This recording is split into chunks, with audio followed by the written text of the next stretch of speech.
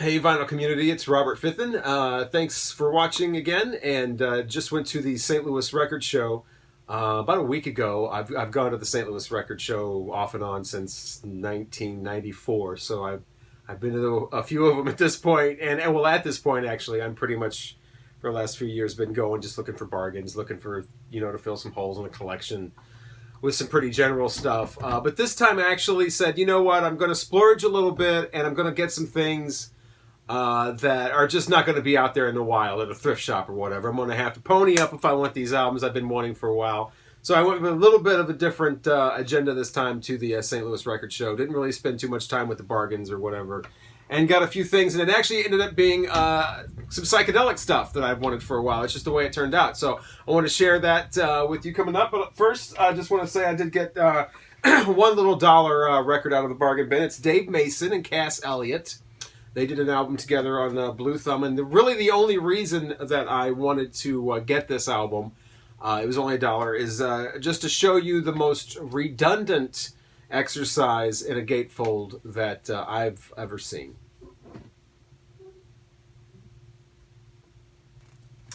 Just for the audacity alone, to go into a record, label and be like, we want to do a gatefold. It's going to cost extra. But we've got this great idea. We want the gatefold. Yeah. I thought that was worth $1 just to pay that, just to salute that kind of absolute absurdity. So also before I get to the psychedelic stuff, one thing I did find is New York Dolls, Too Much Too Soon. I've been looking for this for quite a while, and I must say I am quite impressed by the sound of this record. I already had this on CD. I've got the first one as well. Love the New York Dolls. It's not something I grew up with. Being here in the Midwest, New York Dolls is one of those things that if you're here, you kind of have to discover on your own. They were not really big here ever at all.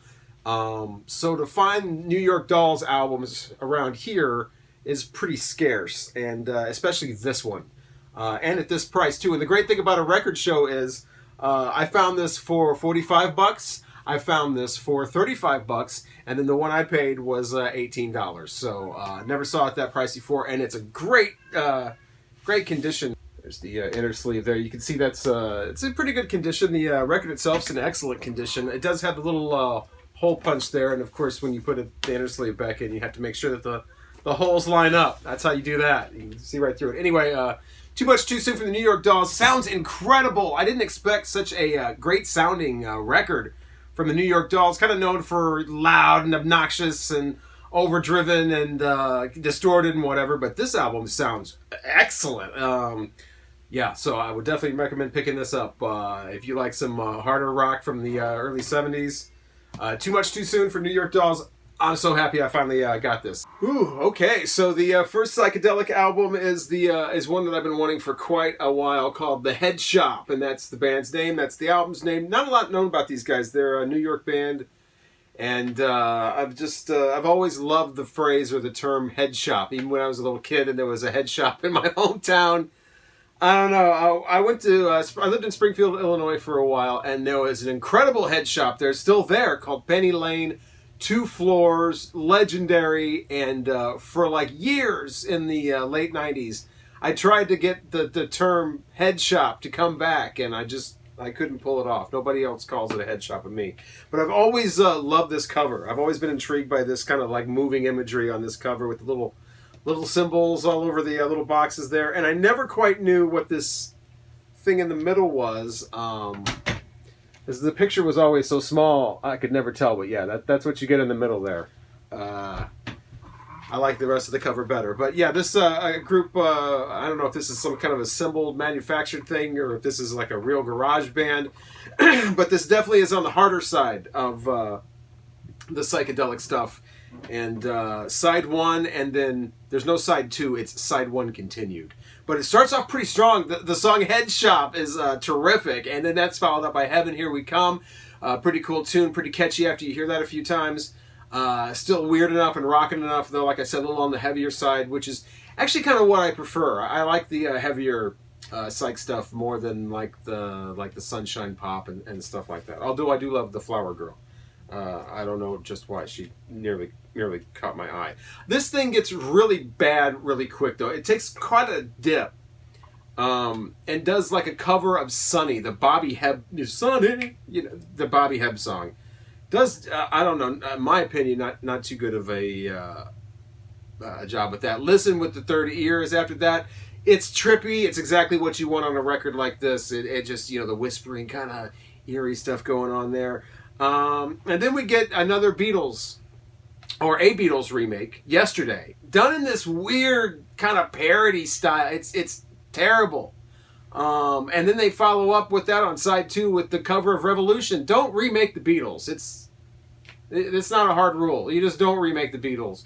And these guys did it twice on the only album that they're on. So, yeah, it takes a real dive in the middle here. And I don't know. That's almost irresponsible if you're making albums for people on acid. You don't want to, take drastic turns like that. But I Feel Love Coming On is pretty interesting after that. Pretty cool song until it gets to the very end. And if you're listening closely on speakers or on headphones, this guy at the very, very end of the song has one of the most explicit sounding orgasms I think I've heard in a song. And especially for the late 60s. And it's the stereo. It's right there in your ear. Right there. And this guy comes in my ear and it's just like out of nowhere. And then the song ends. So just you got to just check that out. Once again, I Feel Love Coming On. It's more that you hear it coming on. That's for sure at the very end of that. Prophecy is just a yelling. And then Infinity closes off. Pretty rock, a little more of a garage rock thing than a psychedelic. But then it does go into this just a whoosh of sound effects and whatever. So overall, I really am glad I got this.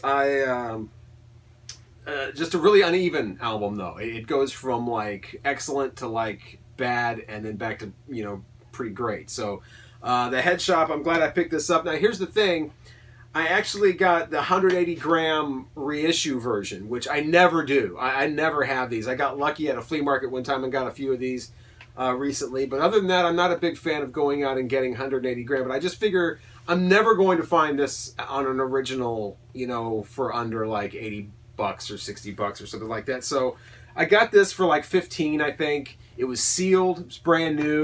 So I think I got a pretty good bargain, but I'm not sure if I feel, I've wanted this for a while. I heard of this album, I don't know, maybe 10, 12 years ago, and Sunny, the song, I heard that, and that's one of the reasons where I didn't really get the album for 10 years. I thought the rest of the album might sound like Sunny, but I've always loved this cover, and so never really wanted to pay like $50, $60 for it.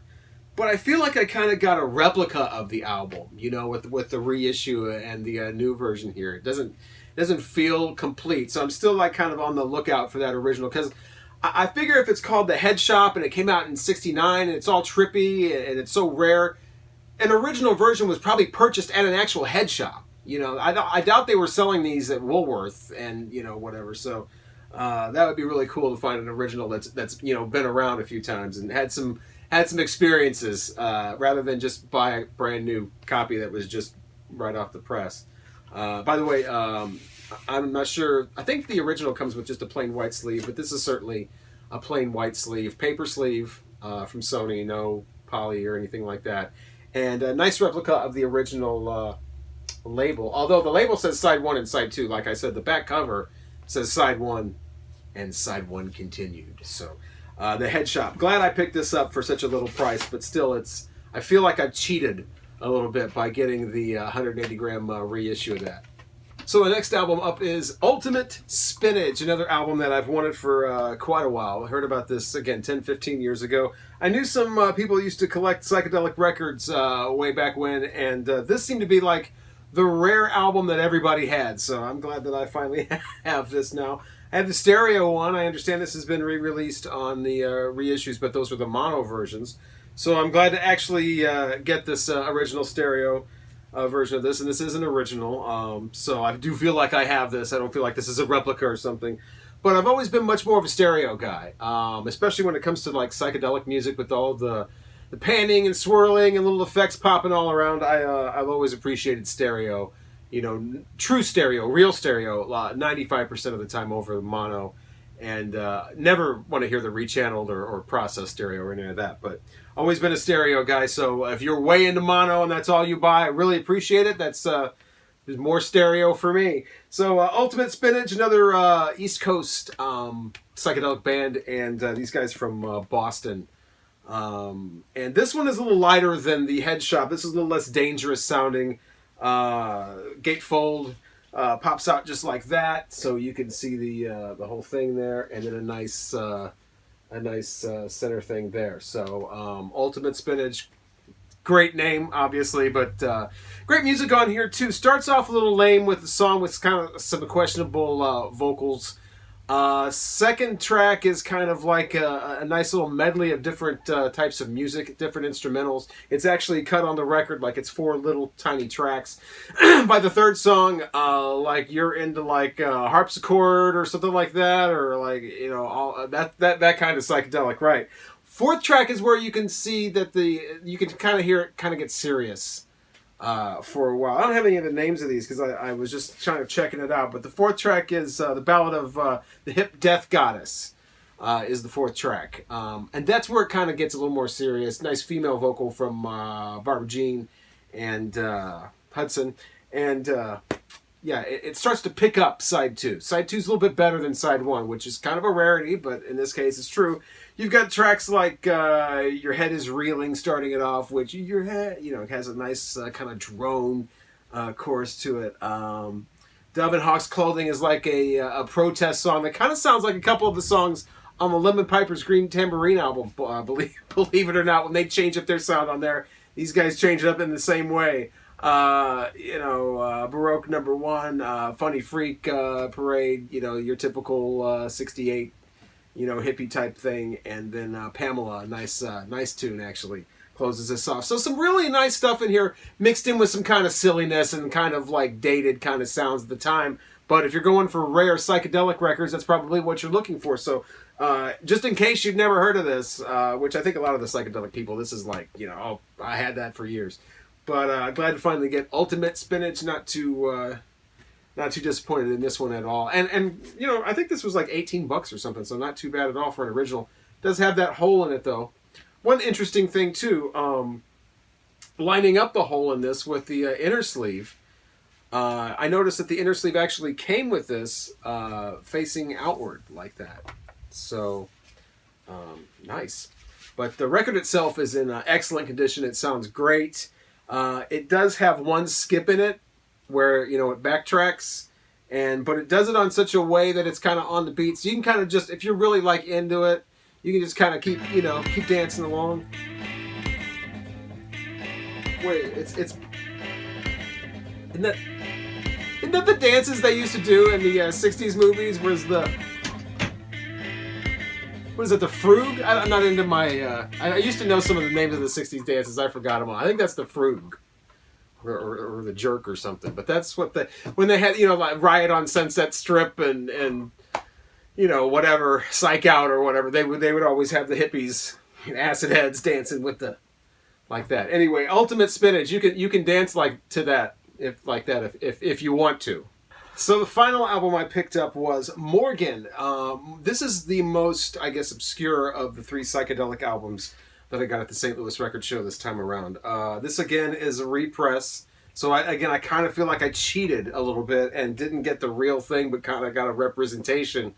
But it sounds great. I'll give you that. And as a matter of fact, that's a question, too. How do you know if a psychedelic rock is a bad pressing or not? What, are you going to take it back because the guitar is too distorted?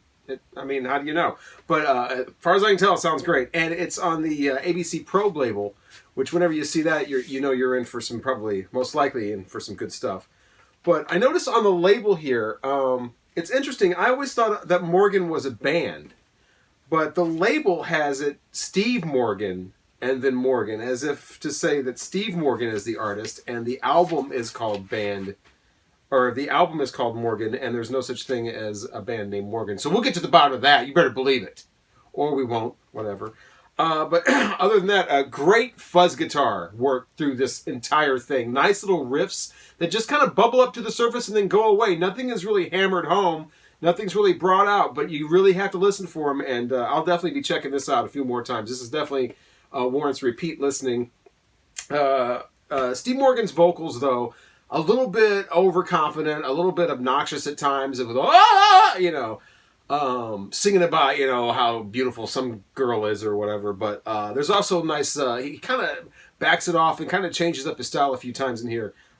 Great results. I love when he does that. Lets the guitar kind of do the talking in some songs, and those are my favorites on here. Welcome to the Void is probably the most known song on here that starts it off, and even that one is pretty obscure. So kind of obscure stuff. Again, I don't think if I wouldn't have gotten this reissue, it was sealed, it was $20.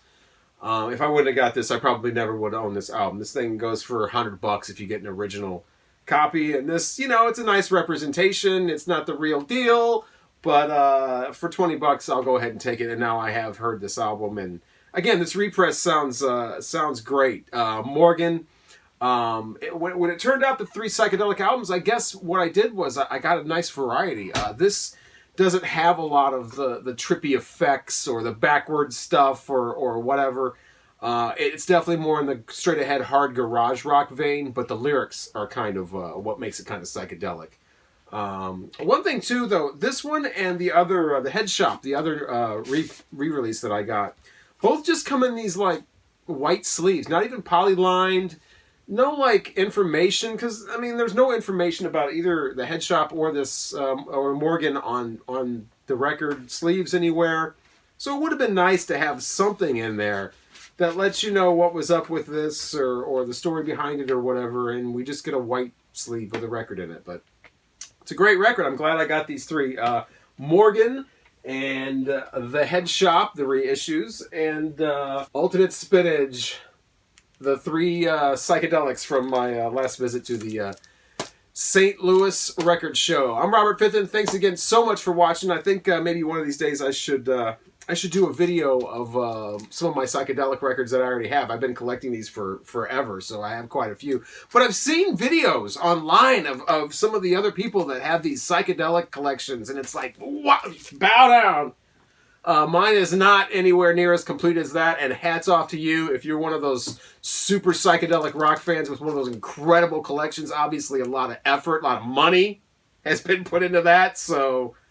but I almost feel like if I show my psychedelic records, it's almost redundant. It's like what we've seen all these on other videos that other people have done. So I'm interested to know what your thought is on something like that. Would you want to see a video where someone shows records that maybe everybody else has already shown? Or is that just kind of like unnecessary and redundant? What's the story there? Because I'm sure that probably don't have any... I don't know how many I have. I have quite a few, and a lot of them are rare stuff, but I don't think I have anything that you probably haven't seen in some of the other videos. So let me know about that. But either way, thanks for watching. Please subscribe if you haven't done that already. I'll keep trying to make great videos for the vinyl community, and keep checking out and commenting on your videos as well if you make the videos as well. I really, really love some of the videos that are out there. So please keep those coming. Please subscribe, like I said. Like the video. Please comment. I will comment back. And thanks again for watching.